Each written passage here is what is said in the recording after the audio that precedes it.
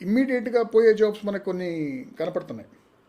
ఏంటంటే ముఖ్యంగా QC testing కావచ్చు, ఓన్లీ ఎంట్రీ లెవెల్ ప్రోగ్రామర్స్ కావచ్చు. ఇది ఐటీ ఇండస్ట్రీలో.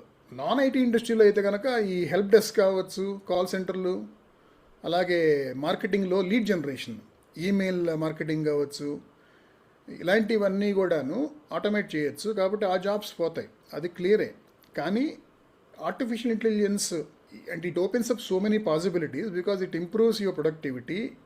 ఇట్ యాక్చువల్లీ అంటే ఒక మనిషి కూర్చుని నేను ఇప్పుడు ఇదే పని కొత్త రకంగా ఎలా చేయొచ్చు, అసలు ఈ పని కాకుండా ఫర్ ద సేమ్ అవుట్కమ్ నేను వేరే ఏ మార్గాలు ఎంచుకోవచ్చు, అలాగే నాకున్న ఈ ఎసెట్స్తో నేను ఇంకా కొత్త కొత్త వ్యాపారాలు ఏం చేయొచ్చు, కొత్త కొత్త ఇన్కమ్ స్ట్రీమ్స్ ఎలా పెంచుకోవచ్చు అనేది చక్కగా కూర్చొని సలహాలు ఇస్తుంది. అది స్టెప్ బై స్టెప్ గైడ్ కూడా ఇస్తుంది అనమాట. ఇలా చాలా రకాలుగా వ్యాపారాలు పెరుగుతాయి. వ్యాపారం పెరిగినంత స్థాయిలో కాకపోయినా జాబ్స్ కూడా తప్పకుండా పెరుగుతాయనేది నా ఉద్దేశం.